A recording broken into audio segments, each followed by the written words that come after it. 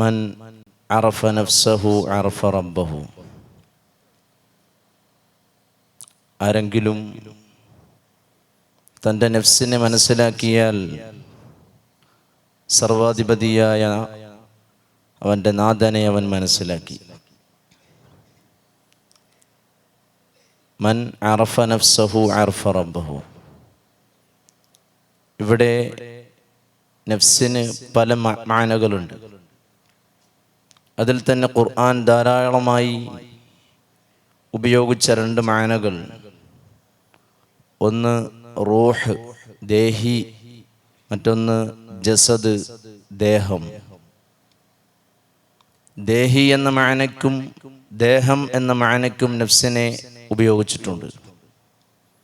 അപ്പോൾ മൻ അറഫ നഫ്സഹു അറഫ റബ്ബഹു എന്ന് പറഞ്ഞാൽ ഒരാൾ തൻ്റെ ആത്മാവിനെ യഥാവിധി അറിഞ്ഞാൽ അവൻ അല്ലാഹുവിലേക്ക് ചെന്നെത്തും. ഒരുവൻ തൻ്റെ നഫ്സിനെ, അതായത് നമ്മുടെ ബോഡിയെ, അതിലും ആഴത്തിലുള്ള പഠനം നടത്തിയാൽ അവൻ അല്ലാഹുവിലേക്ക് ചെന്നെത്തും. നമുക്കറിയാം, മഹാനായ ഉമർ ബിൻ അൽ ഖത്താബ് റളിയല്ലാഹു അൻഹു മദീനത്തെ പള്ളിയിൽ നിന്നും ഖുത്ബ ഓതുന്നതിൻ്റെ ഇടയിൽ യാ സാരിയ അൽ ജബൽ, യാ സാരിയ അൽ ജബൽ, അൽ ജബൽ എന്നിങ്ങനെ വിളിച്ചു പറയുകയുണ്ടായി. എന്താണ് സംഭവം? സാരിയ റളിയല്ലാഹു അൻഹും ഒരു സംഘം സഹാബത്തും അങ്ങകലെ നഹാവന്തിൽ യുദ്ധത്തിന് കോപ്പുകൂട്ടിക്കൊണ്ടിരിക്കുകയാണ്. അപ്പോൾ മദീനത്തെ പള്ളിയിലെ മിമ്പറിൽ നിന്നും ഉമർ ബിൻ അൽ ഖത്താബ് റളിയല്ലാഹു അൻഹു അവർക്ക് നിർദ്ദേശം കൊടുക്കുകയാണ്, യാ സാരിയ അൽ ജബൽ. അങ്ങനെ ഒരു നിർദ്ദേശം കൊടുക്കണമെങ്കിൽ ഉമർ തങ്ങൾ മദീനത്തെ പള്ളിയിൽ നിന്നും ആ സംഘത്തെ കാണണം. കണ്ടവർക്ക് നിർദ്ദേശം കൊടുക്കുകയാണ്, യാ സാരിയ അൽ ജബൽ. ഉമർ തങ്ങൾക്ക് ഉറപ്പാണ് തൻ്റെ വാക്ക് കാതങ്ങൾ താണ്ടി അവരുടെ കർണപുടങ്ങളിലേക്ക് എത്തും എന്നുള്ളത്, അല്ലാതെ ഒരു പരീക്ഷണമല്ലത്. എന്തുകൊണ്ട് അവർക്ക് ആ ഉറപ്പ് കൈവന്നു? അത് തന്നെയാണ് പറഞ്ഞത്, മൻ അറഫ നഫ്സഹു അറഫ റബ്ബഹു. ആദ്യം പറഞ്ഞ റൂഹ് ദേഹി എന്ന് മാനയ്ക്കുള്ളതായ നഫ്സിനെ അതിൻ്റെ വിവിധ ഘട്ടങ്ങളിലൂടെ, അമ്മാറത്തുൻ നഫ്സ്, അതുപോലെ തന്നെ ലവ്വാമത്തും മുൽഹിമത്തും മുത്മഇന്നത്തും റാളിയത്തും മർളിയത്തും കൃത്യമായി പഠിച്ച് ദേഹത്തിൻ്റെ സർവ അഴുക്കുകളിൽ നിന്നും ആ ആത്മാവിനെ സ്ഫുടം ചെയ്തപ്പോൾ അവർക്ക് കാഴ്ചയ്ക്ക് സ്ഥലകാലങ്ങൾ തടസ്സമായില്ല. അതുകൊണ്ട് തന്നെ അവർക്ക് ഉറപ്പാണ് ആ വാക്ക് അവിടെ എത്തും. നാം ഇന്ന് പ്രത്യേകമായി ഇവിടെ സ്മരിക്കുന്ന നമ്മുടെ സ്മര്യ പുരുഷൻ ഖാജാ തങ്ങൾ അവിടുത്തെ ദഅവത്തുമായി ഇന്ത്യയിലേക്ക് എത്തിയപ്പോൾ ചെറിയ തടസ്സങ്ങൾ നേരിട്ട സമയത്ത് അനാസാഗറിൽ നിന്നും ഒരു കൂജ വെള്ളം എടുക്കാൻ കൽപ്പിക്കുന്നുണ്ട്. ഒരു കൂജ വെള്ളം എടുത്തപ്പോഴത്തേക്കും അനാസാഗറിലെ മുഴുവൻ ജലവും വറ്റുന്നു. എന്തുകൊണ്ട്? അവർക്കറിയാം അങ്ങനെ സംഭവിക്കും. ആ ജലതന്മാത്രകളെ മുഴുവനും, വിശാലമായ പ്രദേശത്ത് കിടക്കുന്ന ജലഗണികളെ മുഴുവനും ഒരു കൂജയിലേക്ക് ആവാഹിക്കാനുള്ള രസതന്ത്രം അവരുടെ കയ്യിലുണ്ട്. കാരണം അറഫ നഫ്സഹു അറഫ റബ്ബഹു. അവർ കൃത്യമായി അവരുടെ ആത്മാവിനെ സ്ഫുടം ചെയ്തതിലൂടെയാണ് അവർക്കത് മനസ്സിലായത്. തൻ്റെ മുന്നിലേക്ക് വന്ന ജയബാല യോഗി എന്ന് പറയുന്ന മനുഷ്യനെ ഒരു വര വരച്ചുകൊണ്ട് ഒതുക്കിയെങ്കിൽ അതെല്ലാം നേരത്തെ പറഞ്ഞതായ ആത്മാവിനെ സ്ഫുടം ചെയ്ത് ഉന്നതിയിലേക്ക് എത്തിയപ്പോൾ അവർക്ക് കഴിഞ്ഞതാണ്. എന്നാൽ ഇതുപോലെ തന്നെ രണ്ടാം മാനയായ ദേഹം എന്ന് പറയുന്ന നമ്മുടെ ബോഡിയെ ഒരാൾ ആഴത്തിൽ പഠനവിധേയമാക്കുകയാണെങ്കിൽ ഒരുപക്ഷെ നൂറ്റാണ്ടുകൾക്ക് മുമ്പ് വെറും സയൻസ് ഫിക്ഷനായി നമ്മുടെ പകൽ കിനാവായി കണ്ടിരുന്ന പലതും യാഥാർത്ഥ്യത്തിലേക്ക് കൊണ്ടുവരാൻ നമുക്ക് സാധിക്കും. അതിൽപ്പെട്ട ഒന്നാണ് ഇന്നിവിടെ നാം ചർച്ച ചെയ്യാൻ പോകുന്ന BCI, ബ്രെയിൻ കമ്പ്യൂട്ടർ ഇന്റർഫേസ്. വർഷങ്ങൾക്ക് മുമ്പ് ഇത് വെറും ഒരു സയൻസ് ഫിക്ഷൻ ആയിരുന്നു. ഒരിക്കലും യാഥാർത്ഥ്യമാകാത്ത, ഒരിക്കലും അങ്ങനെ ഉണ്ടാകുമോ എന്ന് പോലും നമുക്ക് വിചാരിക്കാൻ കഴിയാത്ത ഒരു സംഗതിയായിരുന്നു BCI.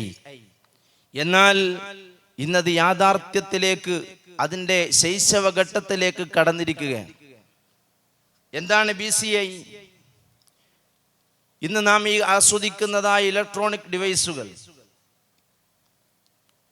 ഈ ലൈറ്റ് ഇടണമെങ്കിൽ ഞാൻ പോയി സ്വിച്ച് ഓൺ ചെയ്യണം, അത് ഓഫാക്കണമെങ്കിലും ഞാൻ പോയി എൻ്റെ കൈ ഉപയോഗിച്ചുകൊണ്ട് സ്വിച്ച് ഓഫ് ചെയ്യണം. എന്നാൽ BCIയിലൂടെ ഒരാളുടെ മോട്ടോർ അവയവങ്ങളോ അല്ലെങ്കിൽ സെൻസറി ഓർഗൻസിൻ്റെ യാതൊരു വിധമായ സഹായവുമില്ലാതെ, ഇരിക്കുന്നിടത്ത് നിന്ന് എഴുന്നേൽക്കാതെ, ലൈറ്റ് കത്തണം എന്ന ചിന്ത ഉദിക്കുമ്പോഴത്തേക്ക് ലൈറ്റ് കത്തുകയാണ്, ഓഫാക്കണം എന്ന ചിന്ത ഉണ്ടാകുമ്പോഴത്തേക്ക് ലൈറ്റ് ഓഫ് ആവുകയാണ്. തൻ്റെ വീട്ടിൻ്റെ മുന്നിലേക്ക് വന്നു നിന്ന കാറ്, അതിനെ കടത്തി വിടണമെങ്കിൽ ഗേറ്റ് നീങ്ങട്ടെ എന്ന് ഞാൻ ചിന്തിക്കുമ്പോൾ എൻ്റെ ഗേറ്റ് നീങ്ങുകയാണ്. ഒരാൾക്ക് കോള് ചെയ്യണമെന്ന് ഞാൻ ഉദ്ദേശിച്ചാൽ അയാളുടെ പേര് ഞാൻ പറയുമ്പോൾ എൻ്റെ ഫോണ് ഞാൻ എൻ്റെ കൈകൊണ്ട് തൊടാതെ കോൾ ലിസ്റ്റിൽ നിന്ന് ഞാൻ ഉദ്ദേശിച്ച വ്യക്തിയിലേക്ക് കോള് പോവുകയാണ്. എൻ്റെ മനസ്സ് നിറച്ച ആശയങ്ങളുണ്ട്, എനിക്കൊരു പുസ്തകം എഴുതണം.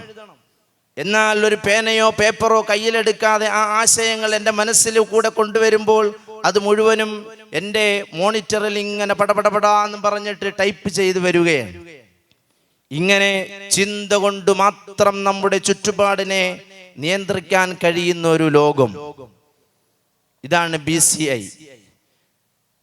നമ്മുടെ മസ്തിഷ്കവും കമ്പ്യൂട്ടറും, അല്ലെങ്കിൽ ഇതിന് മറ്റൊരു പേരുണ്ട് BMI, ബ്രെയിൻ മെഷീൻ ഇന്റർഫേസ്. നമ്മുടെ മസ്തിഷ്കവും ഇലക്ട്രോണിക് ഡിവൈസുമായിട്ട് കണക്ട് ചെയ്യുക, ചിന്തയിലൂടെ നമ്മുടെ ചുറ്റുഭാഗത്തെയും നമ്മൾ നിയന്ത്രിക്കുക. എങ്ങനെ ഇത് സാധിക്കുന്നു എന്ന് ചോദിച്ചാൽ, നാം ഏതൊരു പ്രവർത്തനത്തിൽ ഏർപ്പെടുമ്പോഴും, അത് വെറും ചിന്തയാകട്ടെ, അതല്ല കായികമായിട്ടുള്ള പ്രവർത്തനമാകട്ടെ, എന്തിൽ നമ്മൾ ഏർപ്പെടുമ്പോഴും നമ്മുടെ ബ്രെയിനിൽ നിന്നും, നമ്മുടെ ബ്രെയിൻ എന്ന് പറഞ്ഞാൽ മില്യൺ കണക്കിന് ന്യൂറോൺസിനാൽ നിർമ്മിതമാണ്. ആ മെമ്മറിയിൽ നിന്നും, ആ ബ്രെയിനിൽ നിന്നും ഇലക്ട്രിക് വേവുകൾ പുറപ്പെടുവിക്കുന്നുണ്ട്. ആ ഇലക്ട്രിക് വേവുകളെ ഒരു ചിപ്പ് ഉപയോഗിച്ചുകൊണ്ട് റെക്കോർഡ് ചെയ്തതിന് ശേഷം നമ്മുടെ കമ്പ്യൂട്ടറിനും മറ്റ് ഡിവൈസിനുമൊക്കെ മനസ്സിലാകുന്ന രൂപത്തിൽ അതിനെ ഡിജിറ്റൽ കമാൻഡുകളാക്കി അതിലേക്ക് കടത്തിവിട്ട് ആ ഡിവൈസിനെ പ്രവർത്തിപ്പിക്കുന്ന സംവിധാനത്തിനാണ് BCI. ഇതിനകത്ത് നമ്മുടെ മോട്ടോർ അവയവങ്ങൾക്കോ സെൻസറി ഓർഗൻസിനോ യാതൊരു വിധമായ പങ്കുമില്ല, വെറും കേവലം ചിന്ത മാത്രം. അപ്പോൾ നിങ്ങൾ ചോദിക്കും, ഇത് വെറും ഒരു മിഥ്യയല്ലേ, ഇത് നടന്നിട്ടുണ്ടോ എന്ന് ചോദിച്ചാൽ, അമേരിക്ക അടക്കമുള്ള ഡെവലപ്ഡ് കൺട്രീസിൽ കോടികൾ മുടക്കി ഇന്ന് കമ്പനികൾ മത്സരത്തിലാണ്. ഒരുപാട് കമ്പനികൾ ഈ ചിപ്പ് കണ്ടെത്തുന്നതിന് വേണ്ടി, അതിൻ്റെ പൂർണ്ണമായ വികസനത്തിലേക്ക് അതിനെ കൊണ്ടുവരുന്നതിന് വേണ്ടി ഇന്ന് മത്സരത്തിലാണ്. ബ്ലാക്ക് റോക്ക്, ന്യൂറബിൾ, ക്യുനിറോ, Bit Brain, Emotiv, Neuralink, Kernel, ഇതൊക്കെ ഇതിൽ ചില കമ്പനികൾ മാത്രമാണ്. ഇതിൽ നിന്ന് തന്നെ നമുക്കെല്ലാം കേട്ട് സുപരിചിതനായ സ്പേസ് എക്സിന്റെയും അതുപോലെ തന്നെ ടെസ്ലയുടെയും ഒക്കെ സ്ഥാപകനായ ഇലോൺ മസ്ക്, അയാളുടെ കൂട്ടാളികളുമായിട്ട് നിർമ്മിച്ച ഒരു അമേരിക്കൻ ന്യൂറോ കമ്പനിയാണ് ന്യൂറാലിങ്ക്. ഈ ന്യൂറാലിങ്ക് ഈ മേഖലയിൽ BCIയെ ഡെവലപ്പ് ചെയ്യുന്നതിൽ ഏറ്റവും മുൻപന്തിയിൽ മുന്നേറിക്കൊണ്ടിരിക്കുകയാണ്. അവർ ഈ മേഖലയിൽ വലിയ കണ്ടുപിടുത്തങ്ങൾ നടത്തിക്കൊണ്ടിരിക്കുകയാണ്. മറ്റ് കമ്പനികളെ അപേക്ഷിച്ചുകൊണ്ട് ഇങ്ങനെ ഒരു ഡിവൈസ് തന്നെ അവർ കണ്ടെത്തുകയും അതിൻ്റെ പരീക്ഷണം ആരംഭിക്കുകയും ചെയ്തു. BCI എന്ന് പറയുന്ന ഈ ചിപ്പ് കണ്ടെത്തി പന്നികളിലും കുരങ്ങുകളിലും സ്ഥാപിക്കുകയും അതിനെ കൊണ്ടൊക്കെ കമ്പ്യൂട്ടറിൽ ഗെയിം കളിപ്പിക്കുന്ന വീഡിയോ ഒക്കെ അവർ പുറത്തുവിട്ടിട്ടുണ്ട്. 2016 ന്യൂറാലിങ്ക് സ്ഥാപിതമായെങ്കിലും അതിന്റെ വിവിധ പരീക്ഷണ ഘട്ടങ്ങളിലൂടെ കടന്നുപോയി. കുരങ്ങുകളിലും പറഞ്ഞതുപോലെ പന്നികളിലുമൊക്കെ അതിന്റെ പരീക്ഷണം ഘട്ടം കഴിഞ്ഞ് മനുഷ്യരിലേക്ക് ഇത് പരീക്ഷണത്തിന് അയക്കണം, ഞങ്ങളെ അനുവദിക്കണമെന്ന് പറഞ്ഞുകൊണ്ട് FDA-ക്ക് അവർ അപേക്ഷ കൊടുക്കുകയാണ്. 2024 കഴിഞ്ഞ വർഷം അതിനുള്ള അനുമതിയും ന്യൂറാലിങ്ക് നേടിയെടുത്തു. ആദ്യമായി ഈ ഒരു ചിപ്പ് കണ്ടെത്തിയ ചിപ്പ് മനുഷ്യ മസ്തിഷ്കത്തിലേക്ക് ഘടിപ്പിക്കാൻ പോവുകയാണ്. നമ്മൾ വിചാരിക്കും ഈ പരീക്ഷണത്തിന് ഒരു മനുഷ്യർ നിന്നുകൊടുക്കുകയില്ല. കാരണം ഇതുവരെ ഇത് പൂർണ്ണമായ വിജയത്തിലേക്ക് എത്താത്തൊരു ഡിവൈസ് നമ്മുടെ മസ്തിഷ്കത്തിലേക്ക് കടത്തിവെക്കുകയാണ്. പക്ഷേ ന്യൂറാലിങ്ക് ഇതിനു വേണ്ടി സന്നദ്ധത അറിയിച്ചുകൊണ്ട് താല്പര്യമുള്ളവർ ബന്ധപ്പെടണമെന്നുകൊണ്ട് അപേക്ഷ നൽകിയപ്പോൾ ആയിരക്കണക്കിന് അപേക്ഷകളാണ് ഞങ്ങൾ തയ്യാറാണെന്ന് പറഞ്ഞുകൊണ്ട് അവരിലേക്ക് എത്തിയത്. പക്ഷേ ഇലോൺ മസ്ക് ഈ പദ്ധതി പുറം ലോകത്തേക്ക് വിടുമ്പോൾ പറയുന്ന ഒരു കാര്യമുണ്ട്. ഞങ്ങൾ ഈ ഒരു ഡിവൈസ് ആദ്യ തലത്തിൽ ഞങ്ങളുടെ പ്രൈം ലക്ഷ്യം കാർഡിയോപ്ലജിക് വ്യക്തികൾ എന്ന് പറഞ്ഞാൽ 2 കൈകളും 2 കാലുകളും പൂർണ്ണമായി തളർന്നു പോയ, സർവാംഗം തളർന്നു പോയ വ്യക്തികളുണ്ട്. അവരെ നോക്കാൻ ഇന്ന് സമൂഹത്തിന് ഭാരമാണ്. നോക്കാൻ കുടുംബം തയ്യാറാകുന്നില്ല. അതുപോലുള്ള വ്യക്തികളെ സഹായിക്കലാണ് ഞങ്ങളുടെ ലക്ഷ്യം. അവർക്ക് വേണ്ട സംവിധാനങ്ങൾ മുഴുവനും അവരുടെ ചിന്തയിൽ കൂടി അവർക്ക് ഒരുക്കി കൊടുക്കലാണ് ഞങ്ങളുടെ ലക്ഷ്യം എന്ന് പറഞ്ഞുകൊണ്ട് തന്നെ ആദ്യമായി അവർ തെരഞ്ഞെടുത്തതും ഇതുപോലെ തളർന്നു കിടക്കുന്ന ഒരു രോഗിയാണ്. ആ രോഗിയിൽ ഈ ചിപ്പ് ഘടിപ്പിക്കുകയും, പറയുമ്പോൾ കൂട്ടത്തിൽ പറയട്ടെ, ഈ ചിപ്പ് നമ്മുടെ ബ്രെയിനുമായി കണക്ട് ചെയ്യാൻ 2 രീതികളുണ്ട്. നോൺ ഇൻവേസീവ് ആൻഡ് ഇൻവേസീവ് എന്ന് പറഞ്ഞാൽ നമ്മുടെ തലയോട്ടിക്കുള്ളിലായിട്ട് തലച്ചോറിനോട് അടുപ്പിച്ചുകൊണ്ട് ഇതിനെ ഘടിപ്പിക്കുക, മറ്റൊന്ന് തലയോട്ടിക്ക് പുറത്ത് ഘടിപ്പിക്കുക. ഈ 2 രൂപത്തിലും ഇതിനെ കണക്ട് ചെയ്യാമെങ്കിലും തലയോട്ടിക്ക് പുറത്ത് ഈ ചിപ്പ് ഘടിപ്പിച്ചുകൊണ്ട് നമ്മുടെ ബ്രെയിനുമായിട്ട് ഇതിനെ ബന്ധിപ്പിക്കുകയാണെങ്കിൽ അത്ര കൃത്യത വരുന്നില്ല എന്നാണ് പറയപ്പെടുന്നത്. എന്നാൽ അതേസമയം ഒരു സർജറിയിൽ കൂടി ഈ ചിപ്പിനെ നമ്മുടെ മസ്തിഷ്കത്തിന്റെ ഉള്ളിലേക്ക്, തലയോട്ടിക്കുള്ളിലേക്ക് ഘടിപ്പിക്കുകയാണെങ്കിൽ, അങ്ങനെയാണ് ഈ രോഗിയിൽ ഘടിപ്പിച്ചത്.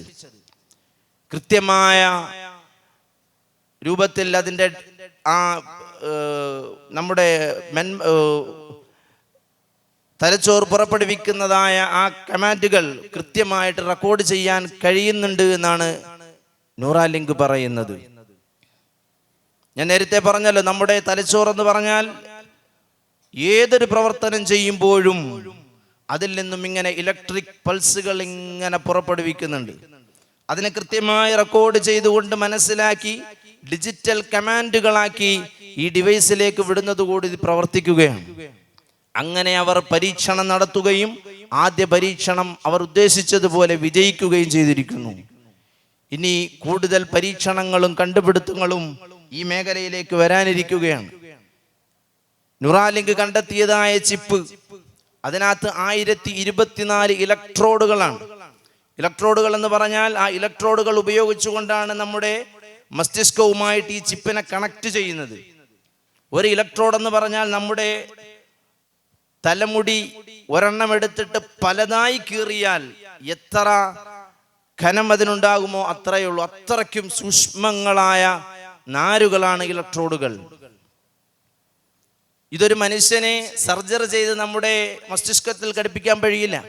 പൂർണ്ണമായും ഒരു മനുഷ്യന്റെ കരം പ്രവർത്തിക്കാതെ ഈ സർജറി നടത്തുന്നത് പൂർണ്ണമായും റോബോട്ടിക്കാണ്. അതിനുവേണ്ടി പ്രത്യേകം ഒരു റോബോട്ട് അവർ കണ്ടെത്തുകയും ആ റോബോട്ടാണ് ഈ ചിപ്പിനെ മസ്തിഷ്കത്തിൽ ഘടിപ്പിക്കുന്നത്. ഇതൊക്കെ പൂർണ്ണമായി അവർക്ക് വിജയിപ്പിക്കാൻ സാധിച്ചു എന്നുള്ളതാണ് ന്യൂറാലിങ്ക് പുറത്തുവിടുന്ന വിവരങ്ങൾ.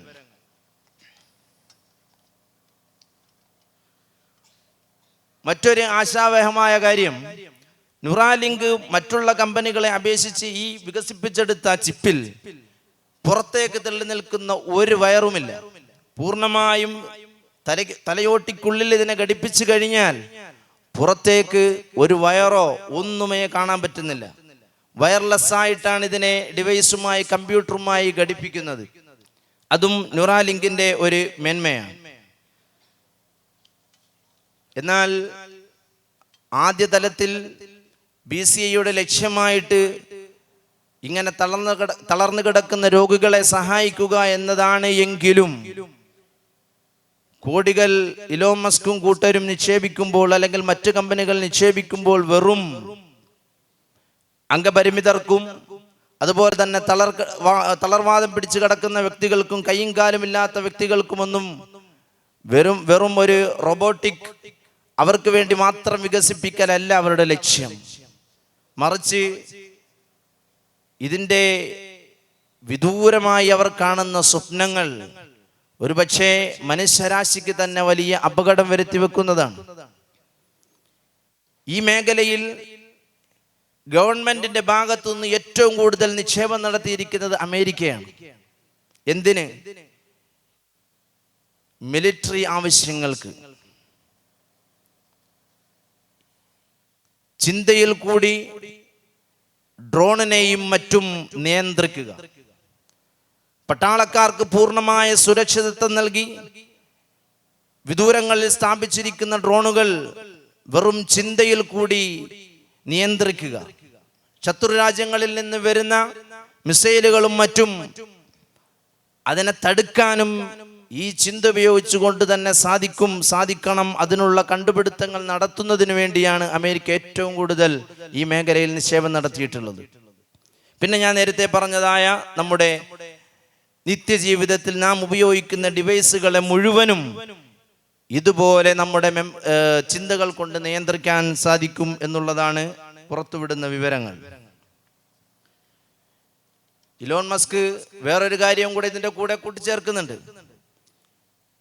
ലാസ്റ്റ് ഇത് വരുന്നത് AI-യുമായി കണക്റ്റഡ് ആയിട്ടാണ്. BCIയെ AI-യുമായിട്ട് കണക്ട് ചെയ്യുമ്പോൾ ഉണ്ടാകുന്നത് വലിയ അപകടമാണ് എന്ന് ഈ മേഖലയിൽ പഠനം നടത്തുന്നവർ പറയുന്നു. അതായത് മനുഷ്യനെ നിയന്ത്രിക്കുന്ന യന്ത്രലോകം ഇവിടെ നിലവിൽ വരുമെന്നാണ് അവർ പറയുന്നത്. ഇവർ പന്നിയിൽ ഈ ചിപ്പ് ഘടിപ്പിച്ചുകൊണ്ട് പൂർണ്ണമായും അതിനെ നിരീക്ഷിച്ചപ്പോൾ, കുറെ പ്രവർത്തനങ്ങൾ പന്നിയുടേത് നിരീക്ഷിച്ചപ്പോൾ ഇവർക്ക് തന്നെ അടുത്ത സ്റ്റെപ്പ് പന്നി എന്താണ് ചെയ്യാൻ പോകുന്നത് എന്ന് ഇവർക്ക് മുൻകൂട്ടി ഊഹിക്കാൻ സാധിച്ചു. അതായത് നമ്മുടെ ബ്രെയിൻ വരെ ഹാക്ക് ചെയ്യപ്പെടാം എന്നർത്ഥം. മനുഷ്യൻ നാം ഒരു ഡിവൈസ് യൂസ് ചെയ്യുകയാണെന്നുണ്ടെങ്കിൽ ആ ഡിവൈസിൽ നമ്മൾ വെച്ചിരിക്കുന്ന മുഴുവൻ ഡേറ്റകളും ഹാക്ക് ചെയ്താൽ പോകും.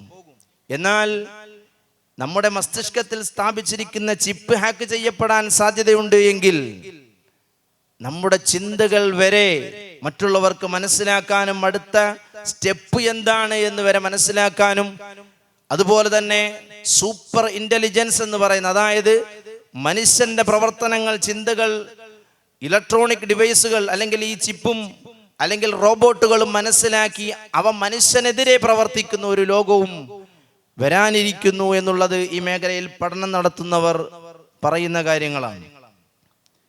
നമ്മുടെ വിഷയം അവിടെയല്ല. ഇതാണ് BCI, ബ്രെയിൻ കമ്പ്യൂട്ടർ ഇന്റർഫേസിന്റെ ഒരു ചെറിയ രൂപരേഖയാണ്. പക്ഷെ നമുക്ക് ചോദിക്കാനുള്ളത്, BCI വികസിപ്പിച്ചെടുത്ത ഈ ചിപ്പ് സ്ഥാപിക്കുന്നത് നമ്മുടെ മസ്തിഷ്കത്തിലാണ്. നാം ചിന്തിക്കുന്നത്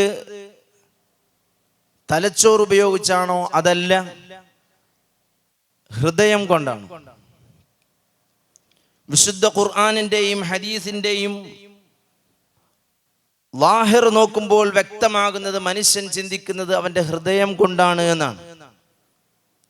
സൂറത്തുൽ ഹജ്ജ് 46, അഅറാഫ് 179, തൗബ 45, 93, ഖാഫ് 37, അൽ മുനാഫിഖൂൻ 3, അൽ ഫത്ഹ് 11, അൽ അൻഫാൽ 70, അൽ അഹ്സാബ് 5, അൽ ബഖറ 225. ഈ ആയത്തുകളിൽ നാം വായിച്ചു നോക്കിയാൽ അതിൽ നിന്ന് നമുക്ക് ബാഹ്യമായി മനസ്സിലാക്കുന്നത് മനുഷ്യൻ ചിന്തിക്കുന്നത് അവന്റെ ഹൃദയം കൊണ്ടാണ്, തലച്ചോറ് കൊണ്ട് അല്ല എന്നാണ്. സൂറത്തുൽ ഹജ്ജ് 46-ാമത്തെ ആയത്തിൽ പറയുന്നത് അഫലം യസീറു ഫിൽ അർദ് ഫതകൂന ലഹും ഖുലൂബുൻ യഅഖിലൂന ബിഹാ ഔ ആദാനു യസ്മഊന ബിഹാ ഫഇന്നഹാ ലാ തഅമൽ അബ്സാർ വലാകിൻ തഅമൽ ഖുലൂബുൽ ലത്തി ഫിസ് സുദൂർ.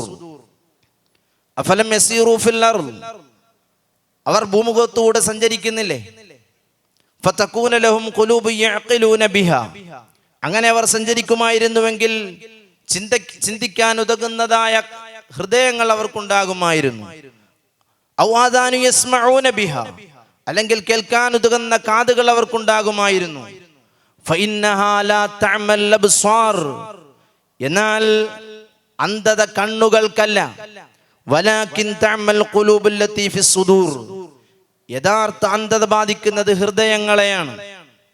ഈ ആയത്തിന്റെ തഫ്സീറിൽ ഇമാം റാസി തങ്ങൾ ചോദിക്കുന്നുണ്ട്, വലാകിൻ തഅമൽ ഖുലൂബുൽ ലത്തി ഫിസ് സുദൂർ, എല്ലാവർക്കും അറിയുന്ന കാര്യമല്ലേ ഹൃദയമുള്ളത് നെഞ്ചിൻകൂട്ടിലാണെന്ന്.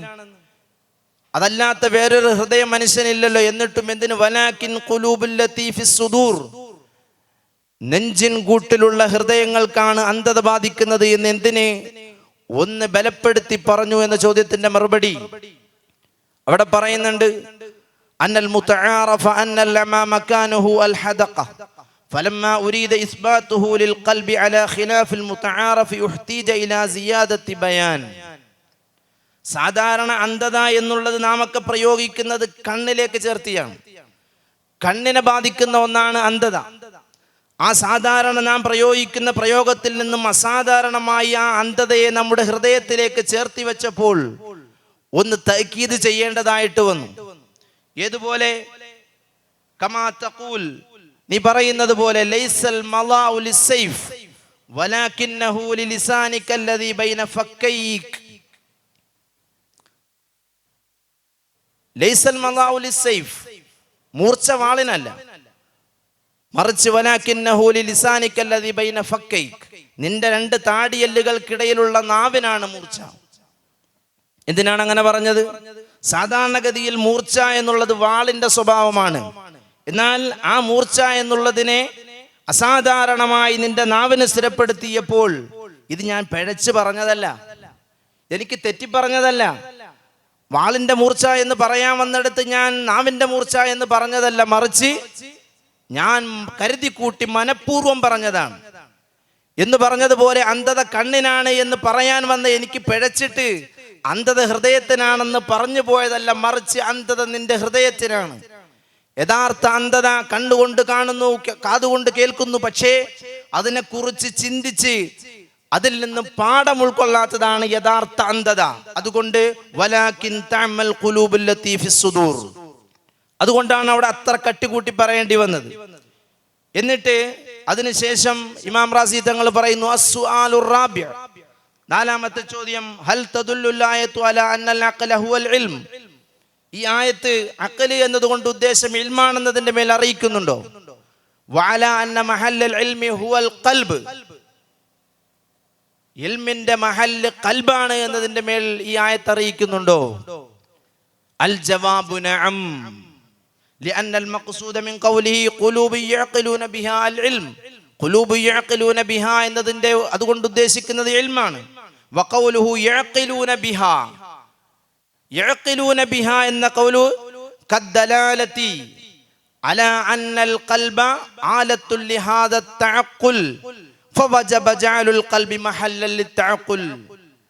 തഅഖുലിന്റെ മഹല്ല് ഖൽബാണ് എന്നത് ഇതുകൊണ്ടോ തീർച്ചപ്പെടുത്തി പറയേണ്ടി വരും. അതുകൊണ്ട് ചിന്തിക്കുന്നത് ഹൃദയം കൊണ്ടാണ്, തല കൊണ്ടല്ല. ഇതാണ് നമുക്ക് ആയത്തുകളിൽ കൂടി ലാഹിറായി വരുന്ന മാനയും ഇത് തന്നെയാണ്. നബി സല്ലല്ലാഹു അലൈഹി വസല്ലമ തങ്ങൾ പറഞ്ഞില്ലേ, ഇന്ന ഫിൽ ജസദി ലമുദ്ഗ ഇദാ സ്വലഹത് സ്വലഹൽ ജസദു കുല്ലു വഇദാ ഫസദത് ഫസദൽ ജസദു കുല്ലു അലാ വഹിയൽ ഖൽബ്. ഇതുപോലുള്ള ആയത്ത് ഹദീസുകൾ എടുത്തു നോക്കുമ്പോഴും നമുക്ക് പറയാൻ പറ്റുന്നത് ചിന്ത ഹൃദയത്തിലാണ് എന്നാണ്.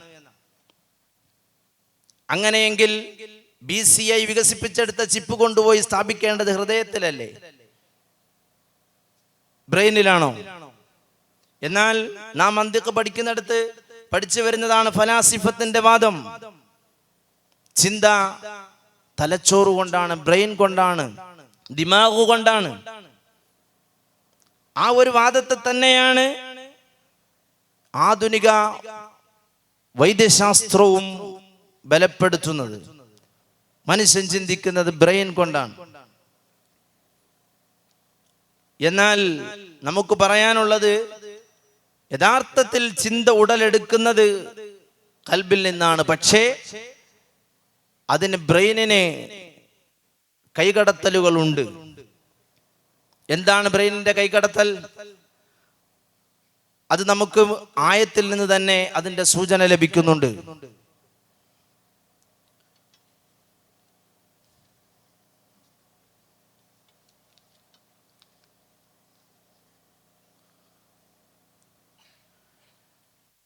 ആധുനിക വൈദ്യശാസ്ത്രം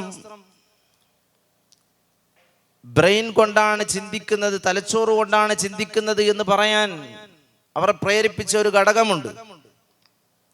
19-ാം നൂറ്റാണ്ടിൽ, അതായത് 1848, അന്ന് ന്യൂറോ സയൻസിനെ അവരുടെ ചരിത്രത്തിൽ വഴിത്തിരിവുണ്ടാക്കുന്ന ഒരു കേസ് അവർക്ക് ലഭിച്ചു. ഫിനിയസ് ഗേജ് എന്ന് പറയുന്ന ഒരു റെയിൽവേ തൊഴിലാളി ട്രാക്ക് നിർമ്മാണത്തിന്റെ ഭാഗമായിട്ട് ഒരു പാറ പൊട്ടിക്കുന്ന അവസരത്തിൽ, ചെറിയ വെടിമരുന്ന് വെച്ച് ട്രാക്കിലെ പാറ പൊട്ടിക്കുന്ന അവസരത്തിൽ അതിൽ നിന്നുള്ള ഒരു 30 സെന്റിമീറ്റർ വലിപ്പമുള്ള ഒരു കമ്പി ഈ സ്ഫോടനത്തിൽ തെറിച്ച് ഇദ്ദേഹത്തിന്റെ കവിളിലൂടെ തുളച്ചു കയറി അദ്ദേഹത്തിന്റെ ബ്രെയിനിന്റെ മുൻഭാഗം, പ്രീഫ്രോണ്ടൽ കോർട്ടക്സ് എന്ന് പറയുന്ന ഭാഗത്തെ തകർത്ത് പുറത്തേക്ക് വന്നു. ഫിനിയസ് ഗേജ് എന്ന് പറയുന്ന ആൾ ഈ അപകടം ഉണ്ടാകുന്നതിന് മുമ്പ് ശാന്തനായിരുന്നു, സൗമ്യനായിരുന്നു, എല്ലാവരോടും നല്ല രൂപത്തിൽ പെരുമാറുന്ന ആളായിരുന്നു. പക്ഷേ ഈ ഒരു അപകടം ഉണ്ടായതിനു ശേഷം ഫിനിയസ് ഗേജിന്റെ സ്വഭാവം ഒന്നാകെ മാറി.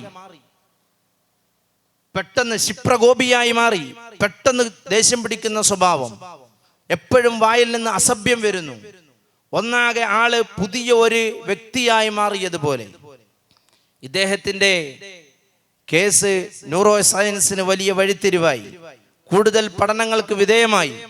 അപ്പോൾ അവർക്ക് കണ്ടെത്താൻ സാധിച്ചു, നമ്മുടെ മെമ്മറിയുടെ ബ്രെയിനിന്റെ മുൻഭാഗം, പ്രീഫ്രോണ്ടൽ കോർട്ടക്സ് എന്ന് പറയുന്ന ആ ഭാഗത്തിനാണ് ഒരാളുടെ വ്യക്തിത്വ രൂപീകരണത്തിൽ, അതുപോലെ തന്നെ ചിന്തകളിൽ ഒക്കെ വ്യക്തമായ സ്വാധീനം ചെലുത്തുന്ന ബ്രെയിനിന്റെ ഭാഗം ഇതാണ്. അങ്ങനെ കൂടുതൽ ബ്രെയിനിനെ കുറിച്ചുള്ള പഠനങ്ങളും ആഴത്തിൽ നടന്നതിനനുസരിച്ച് ബ്രെയിനിന്റെ പല ഭാഗങ്ങൾക്കും ചിന്തയിൽ വലിയ സ്വാധീനമുണ്ട് എന്നവർ കണ്ടെത്തി. ഞാൻ പറയുന്നു, ആ കണ്ടെത്തലിനെ നമ്മൾ പൂർണ്ണമായി നിരാകരിക്കുന്നില്ല. വിശുദ്ധ ഖുർആനിൽ അല്ലാഹു സുബ്ഹാനഹു വ തആല പറയുന്നുണ്ട്, കല്ലാ ലഇല്ലം യൻതഹി ലനസ്ഫഅൻ ബിന്നാസിയ നാസിയത്തിൻ കാദിബത്തിൻ ഖാതിഅ. ആയത്ത് ഇറങ്ങിയത് അബൂജഹലിന്റെ വിഷയത്തിലാണ്. തന്റെ അടിമ നിസ്കരിക്കുമ്പോൾ അനർത്ഥങ്ങൾ കാണിച്ചുകൊണ്ട് അടിമയെ തടയാൻ ചെല്ലുന്ന അബൂജഹലിനോട് നിർത്തിക്കൊള്ളണം ഈ പരിപാടി, നിർത്തിയില്ല എങ്കിൽ ലനസ്ഫഅൻ ബിന്നാസിയ, നിന്റെ നാസിയത്തിനെ ഞാൻ പിടികൂടും, നിന്റെ നാസിയത്ത് പിടിച്ച് ഞാൻ വലിക്കും. നാസിയത്ത് എന്ന് പറഞ്ഞാൽ മൂർധാവ്, നമ്മുടെ ബ്രെയിനിന്റെ മുൻഭാഗത്ത് മുളയ്ക്കുന്ന മുടി, അതിന് നാസിയത്ത് എന്ന് പറയും. അതുപോലെ തന്നെ ആ മുടിയുടെ അടിഭാഗത്തുള്ള ഭാഗത്തിനും നാസിയത്ത് എന്ന് പറയും. ഇവിടെ നാസിയത്തിൻ എന്ന് പറഞ്ഞിട്ട് ലനസ്ഫഅൻ ബിന്നാസിയ എന്ന് പറഞ്ഞിട്ട് നാസിയത്തിൻ കാദിബത്തിൻ ഖാതിഅ. എങ്ങനത്തെ നാസിയത്ത്? കാദിബത്തിൻ, കള്ളം പറയുന്ന നാസിയത്ത്, ഖാതിയത്തിൻ, പിഴവ് വരുത്തുന്ന നാസിയത്ത്. ഒരിക്കലും മുടിയെക്കുറിച്ച് കള്ളമുടി എന്ന് പറയാൻ അവിടെ വകുപ്പില്ല. കള്ളം വരുത്തുന്നത് ആ മുടിയുടെ അടിയിലുള്ള ശാസ്ത്രം കണ്ടെത്തിയതായ പ്രീഫ്രോണ്ടൽ കോർട്ടക്സ് എന്ന് പറയുന്ന ഭാഗമാണ്. ഇവിടെ തഫ്സീറിൽ കാണാം, നാസിയത്തുഹു നാസിയത്തുൻ കാദിബ, നാസിയത്തുൻ കാദിബത്തുൻ ഫീ മഖാലിഹ, അതിന്റെ വർത്തമാനത്തിൽ കളവ് പറയുന്ന നാസിയത്ത്, ഖാതിയത്തുൻ ഫി അഫ്ആലിഹാ, അതിന്റെ പ്രവർത്തനത്തിൽ പിഴവ് വരുത്തുന്ന നാസിയത്ത്, ഫകഅന്നൽ കദിബ വൽ ഖതഅ ബാദിയാനി മിൻഹാ, ഈ അനർത്ഥങ്ങളും പിഴവുകളും കള്ളങ്ങളും ഉടലെടുക്കുന്നത് ഈ പറയുന്ന നാസിയത്തിൽ നിന്നായതുകൊണ്ടാണ് അങ്ങനെ പറഞ്ഞത്. ഇവിടെ തന്നെ മറ്റൊരു തഫ്സീർ നാസിയത്തിൻ കാദിബ എന്ന് പറഞ്ഞാൽ, എന്നിട്ട് നാസിയത്തിൻ കാദിബത്തിൻ ഖാതിഅ എന്ന് പറഞ്ഞ നാസിയത്ത് അവിടെ പറഞ്ഞത് ജുസ് പറഞ്ഞു കുല്ലുദ്ദേശിച്ചതാണ്, മജാസാണെന്നർത്ഥം. അവിടെ നാസിയത്ത് എന്ന് പറഞ്ഞാൽ ആ നാസിയത്തിന്റെ ആള് എന്നാണ് ഉദ്ദേശം. ഏതുപോലെ യദുൻ സാരിഖത്തുൻ എന്ന് നമ്മൾ പറയും, കക്കുന്ന കൈ. യഥാർത്ഥത്തിൽ കക്കുന്ന ആ സ്വഭാവമുള്ളത് ആൾക്കാണ്, പക്ഷേ പറഞ്ഞത് കക്കുന്ന കൈ എന്നാണ്. അവിടെ ബയാനിയായ ബലാഗത്തിന്റെ ഭാഗത്തിൽ കൂടി അവിടെ പറയുകയാണ് എങ്കിൽ അതിൽ കൂടി നമുക്ക് ഈ സൂചനയിലേക്ക് കൊണ്ട് ചെന്നെത്താൻ സാധിക്കും. അവിടെ പറയുന്നത് ബലാഗത്തിന്റെ ഭാഗത്തിൽ കൂടി അവിടെ പറയേണ്ട ഒരു വിഷയം, അന്നൽ ബഅദല്ലദി യുത്ലഖു വയുറാദു ബിഹിൽ കുല്ലു, ജുസ് പറഞ്ഞിട്ട് കുല്ലു ഉദ്ദേശിക്കുമ്പോൾ ലാ ബുദ്ദ ഫീ ഹാദൽ ബഅദ് മിൻ മസീദി മസിയ്യത്തിൽ ലിൽ മഅനൽ മുസാഖി ഫീഹിൽ കലാം. ഏതൊരു വിഷയത്തിന് വേണ്ടിയാണോ, ഏതൊരു കലാം വിടാൻ വേണ്ടിയാണോ ഈ ഒരു ജുസിനെ അവിടെ കൊണ്ടുവന്നത്, ആ വിഷയത്തിൽ ഈ ജുസിന് അഭേദ്യമായ ഒരു ബന്ധമുണ്ടാകണം. യദുഹു സാരിഖത്തുൻ എന്ന് പറയുമ്പോൾ കക്കുന്ന വിഷയത്തിൽ കൈക്ക് ബാക്കിയുള്ള ഭാഗങ്ങളെ അപേക്ഷിച്ച് വലിയ പങ്കുണ്ടാകണം. തബ്ബത് യദാ അബീ ലഹബ്, അബൂലഹബ് നശിക്കട്ടെ എന്നാണ് പറഞ്ഞത്, പക്ഷേ കയ്യിനെയാണ്. കാരണം അബൂലഹബ് മേന്മ നടിക്കാൻ, വലിയ ഗർവ് നടിക്കാൻ കാരണമായത് അവന്റെ സമ്പത്താണ്. ആ സമ്പത്തിനെ അവൻ അധ്വാനിച്ചുണ്ടാക്കിയത് അവന്റെ കരങ്ങൾ ഉപയോഗിച്ചുകൊണ്ടാണ്. അതുകൊണ്ട് തബ്ബത് യദാ അബീ ലഹബ്. അതുപോലെ ഇവിടെ ജുസ് പറഞ്ഞിട്ട് കുല്ലുദ്ദേശിക്കുകയാണ്. നാസിയത്തിൻ എന്ന് പറഞ്ഞാൽ നാസിയത്തിന്റെ ആള് അബൂജഹൽ വലിയ കളവ് പറയുന്നവനാണ് എന്നാണ്. അങ്ങനെ ഉദ്ദേശിക്കുമ്പോൾ തന്നെ അബൂജഹലിന്റെ അല്ലെങ്കിൽ മനുഷ്യന്റെ ബാക്കിയുള്ള ഭാഗങ്ങളൊന്നും പറയാതെ നാസിയത്തിനെ തന്നെ എന്തുകൊണ്ട് പറഞ്ഞു? അപ്പോൾ ഈ വിഷയത്തിൽ, കളവ് പറയുന്ന വിഷയത്തിൽ, ഖതവ് വരുത്തുന്ന വിഷയത്തിൽ ബാക്കി ബോഡി പാർട്ടിനെ അപേക്ഷിച്ചുകൊണ്ട് നാസിയത്തിന് വ്യക്തമായ പങ്കുണ്ടാകണം. അതുകൊണ്ടാണ് നാസിയത്തിൻ കാദിബത്തിൻ ഖാതിഅ എന്ന് പറഞ്ഞതിൽ നിന്നും ഒരു സൂചന നമുക്ക് പറയാം.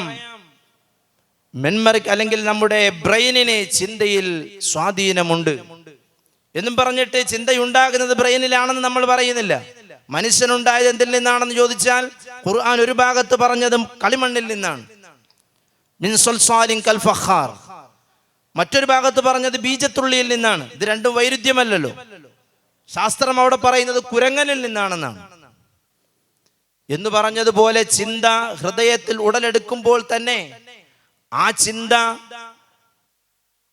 ആ മൈക്രോ സെക്കൻഡുകളിൽ അത് തലച്ചോറിലേക്ക് എത്തുന്നുണ്ട്. ഒരു പക്ഷേ സ്റ്റോർ ചെയ്യപ്പെടുന്നത് ആ ഭാഗത്താകാം, അല്ലെങ്കിൽ എന്തെങ്കിലും തരത്തിലുള്ളതായ ചില മാറ്റങ്ങൾ വരുത്താൻ ബ്രെയിനിന് സാധ്യതയുണ്ട്. അതൊക്കെ കൊണ്ടായിരിക്കാം അവർ അങ്ങനെ പറഞ്ഞത്. അപ്പോൾ രണ്ടിലേക്കുമുള്ള സൂചന വിശുദ്ധ ഖുർആനിൽ തന്നെയുണ്ട്. ഹൃദയത്തിൽ ഉടലെടുക്കുന്ന ചിന്ത ബ്രെയിനിലേക്കും എത്തുന്നുണ്ട്. അതുകൊണ്ട് BCI കണ്ടെത്തിയ ചിപ്പ് ഹൃദയക്കൂട്ടിൽ കൊണ്ടുപോയി സ്ഥാപിക്കേണ്ട, മറിച്ച് ബ്രെയിനിൽ, മസ്തിഷ്കത്തിൽ സ്ഥാപിച്ചാൽ തന്നെ ഈ ഇലക്ട്രിക് പൾസിനെ, വേവിനെ അവർക്ക് കണ്ടെത്താൻ സാധിക്കും എന്നാണ് ഈ വിഷയമായി ബന്ധപ്പെട്ട് പറയാനുള്ളത്. ഇവിടെ ബ്രെയിനിൽ നിന്നും ഉടലെടുക്കുന്ന ഈ വേവുകളെ BCI മനസ്സിലാക്കി അതിലൂടെ പ്രവർത്തിക്കുമ്പോൾ, ഉദാഹരണത്തിന് നേരത്തെ പറഞ്ഞതായ തളർന്നു കിടക്കുന്ന ആളുടെ മസ്തിഷ്കത്തിൽ BCIയുടെ ചിപ്പ് സ്ഥാപിച്ചു. ആ BCIയെ, ആ ചിപ്പിനെ ഇയാളെ സഹായിക്കാൻ വേണ്ടി വെച്ചിരുന്ന ഒരു റോബോട്ടുമായിട്ട് കണക്ട് ചെയ്തു. അപ്പോൾ ഇനി എന്ത് ചിന്തയാണോ ഇയാളിൽ നിന്നുണ്ടാകുന്നത് അതിനനുസരിച്ചുകൊണ്ട് ഈ റോബോട്ട് പ്രവർത്തിക്കും. റോബോട്ട് പ്രവർത്തിക്കുമ്പോൾ ആ പ്രവൃത്തി ആരുടേതാണ്? ഈ BCIയുടെ ചിപ്പ് സ്ഥാപിച്ച മനുഷ്യന് അതിൽ പങ്കുണ്ടോ ഇല്ലേ? ഫിഖ്ഹ് എന്തു പറയുന്നു? ഒരു വസ്തുവിന്റെ പ്രവർത്തനം, ഒരാളുടെ പ്രവർത്തനം മുക്കല്ലഫിന്റെ പ്രവർത്തനമായി പരിഗണിക്കുന്ന ഒരു ഭാഗമാണ് ഫിഖ്ഹിൽ വേട്ടയാടുന്നിടത്ത് പറയുന്നുണ്ട്. വേട്ടയാടാൻ ഉപയോഗിക്കുന്നതായ നായ അല്ലെങ്കിൽ മറ്റ് വേട്ടയാടുന്ന മൃഗങ്ങൾ, അതിനെ വേട്ടയാടാൻ വേണ്ടി വിടുമ്പോൾ അതുപോയൊരു വേട്ടമൃഗത്തെ പിടിക്കുകയാണ് എങ്കിൽ പിടിച്ച് ആ മൃഗം അങ്ങ് ചത്തു. എന്നിരുന്നാലും അതിനെ കഴിക്കാം. കാരണം അത് പിടിച്ചത് പിടിച്ചപ്പോൾ ആ മൃഗം ചത്തത് ഇവന്റെ അറവിന് സമാനമാണ്. പക്ഷേ അങ്ങനെ ഒരു നായ ഉപയോഗിച്ചുകൊണ്ട് വേട്ടയാടുന്ന അവസരത്തിൽ അവിടെ ചില ഷർത്തുകൾ ഫുഖഹാ വെക്കുന്നുണ്ട്.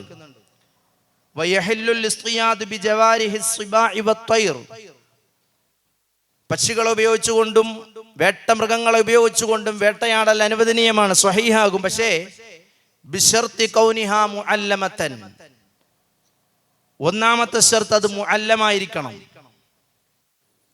നല്ല അഭ്യസ്ത വിദ്യ അറിയുന്ന നായായിരിക്കണം. അതെങ്ങനെയാണ്? അത് വേട്ടയ്ക്ക് പരിശീലിപ്പിക്കപ്പെടുന്നത് എങ്ങനെയാണ്?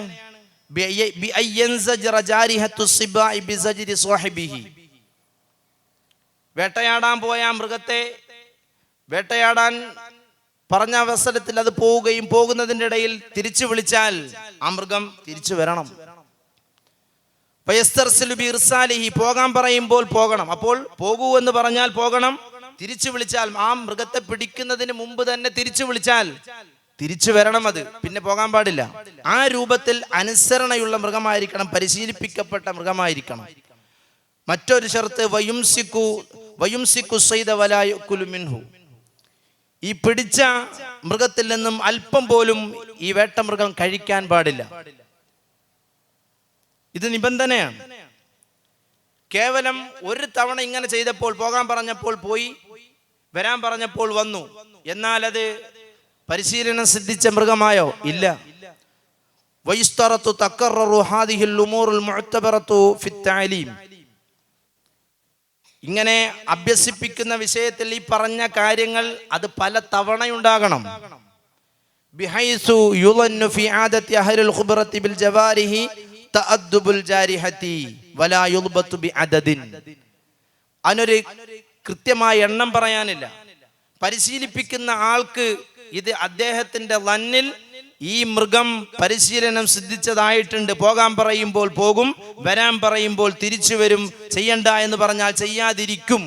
ആ രൂപത്തിലേക്ക്, നിലവാരത്തിലേക്ക് മൃഗം ഉയർന്നിട്ടുണ്ട് എന്ന് പരിശീലിപ്പിക്കുന്ന ആൾക്ക് ലന്നുണ്ടാകും. അവിടെ ശർവാനിയിൽ കാണുന്നുണ്ട്, വക്കീല യുസ്തറത്തു തക്കറുറു സലാസ മർറാത്തിൻ വക്കീല മറത്തൈൻ, 3 തവണ അങ്ങനെ ഉണ്ടായാൽ തന്നെ മതി എന്നൊരു കീലയും അവിടെയുണ്ട്. എന്തായിരുന്നാലും ഈ ഒരു നിബന്ധനയോടുകൂടി മാത്രമേ വേട്ടമൃഗത്തെ ഉപയോഗിച്ചുകൊണ്ട് വേട്ടയാടിയ മൃഗം നമുക്ക് ഹലാലാവുകയുള്ളൂ. ഇതേ ഷർത്തുകൾ നമുക്ക് വേണമെങ്കിൽ ഇവിടെ കൊണ്ടുവരാം. BCI ചിപ്പ് ഘടിപ്പിച്ചതായ ആള്, അയാളുടെ ചിന്ത കൊണ്ട് ഈ റോബോട്ട് പ്രവർത്തിക്കുമ്പോൾ ഫസ്റ്റ് അവിടെ പറയാനുള്ളത്, ചിന്ത കൊണ്ട് തന്നെയായിരിക്കണം ഈ റോബോട്ട് പ്രവർത്തിക്കേണ്ടത്. ചിന്തയല്ലാത്ത കേവലം, നമുക്കറിയാം, നാം ഒരു കാര്യം ചെയ്യുന്നതിന് മുമ്പ് പലവിധ ആശയങ്ങൾ നമ്മുടെ ഹൃദയത്തിൽ ഉരുണ്ടുകൂടും. അതിൽ നിന്നും വളരെ സെക്കൻഡുകൾ ഉപയോഗിച്ചുകൊണ്ട് തന്നെ ഏതെങ്കിലും ഒരു കാര്യത്തിലേക്ക് എത്തിപ്പെടുകയും അത് നമ്മൾ ചെയ്യുകയും ചെയ്യും. അപ്പോൾ ആദ്യം കുറേ സാധ്യതകൾ അവിടെ നമ്മുടെ മനസ്സിൽ മിന്നിമറിയുന്നുണ്ട്. അതൊന്നും യഥാർത്ഥത്തിൽ ഒരു അസ്മ് തലത്തിലേക്ക് എത്തിയ ചിന്തകളല്ല, കേവലം തോന്നലുകൾ മാത്രമാണ്. ആ തോന്നലുകൾ ഉപയോഗിച്ചുകൊണ്ട് ഈ റോബോട്ട് പ്രവർത്തിക്കാൻ പാടില്ല. തോന്നുമ്പോഴത്തേക്ക് റോബോട്ട് പ്രവൃത്തിയിലേക്ക് കടന്നാൽ അത് ഇവന്റെ പ്രവൃത്തിയായിട്ട് പരിഗണിക്കാൻ പറ്റൂല.